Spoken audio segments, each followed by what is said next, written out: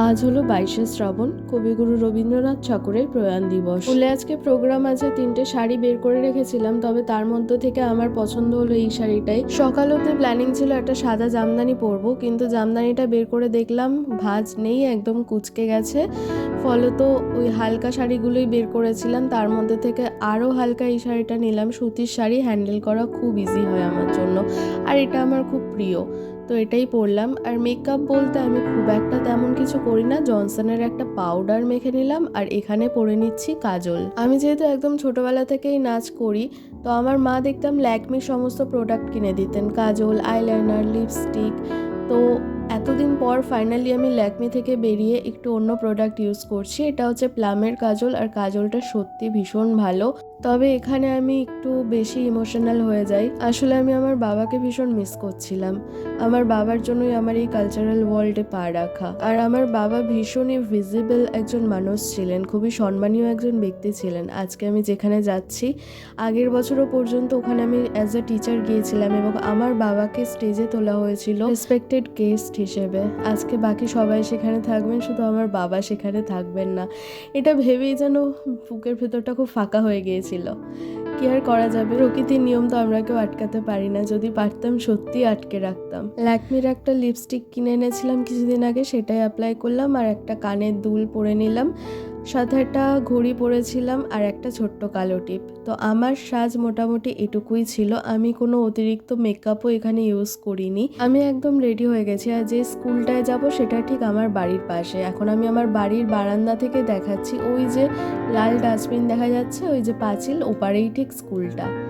তো স্কুলে চলেও এসেছি, বাচ্চা কাচ্চারা টুকটাক এসেছে, সবাই রেডি হয়েছে। যথাসময় মূল অনুষ্ঠান শুরু হয়ে যায়। কবির প্রতিকৃতিতে পুষ্পার্ঘ্য নিবেদন করা হয়।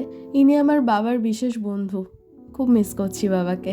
আর ওনার আরেকটা পরিচয় হলো, উনি রবীন্দ্রনাথকে নিয়ে পড়াশোনা করেছেন। ওনার সাথে বসে গল্প করলে রবীন্দ্রনাথ সম্পর্কে এত কিছু জানা যায়, কি বলবো।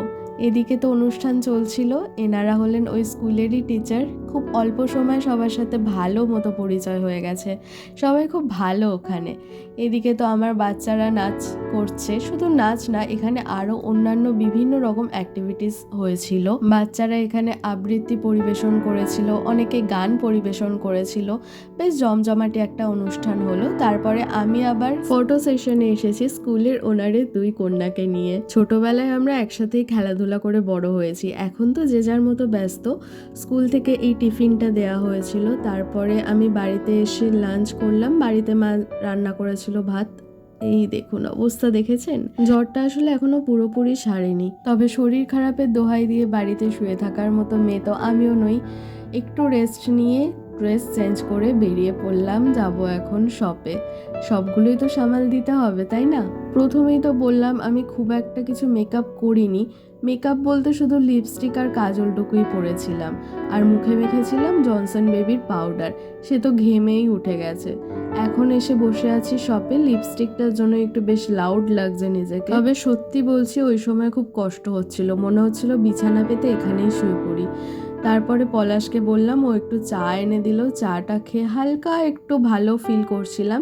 দেন বাড়ির সবজি বাজারও করতে হবে, বাড়িটাও তো সামলাতে হবে। তো এসেছিলাম পলাশকে নিয়েই সবজির দোকানে, সবজিপাটি কেনা হলো। তারপর বিকেলের টিফিন আমরা সবাই খেলাম একসাথে, ছিল বড়া পাও।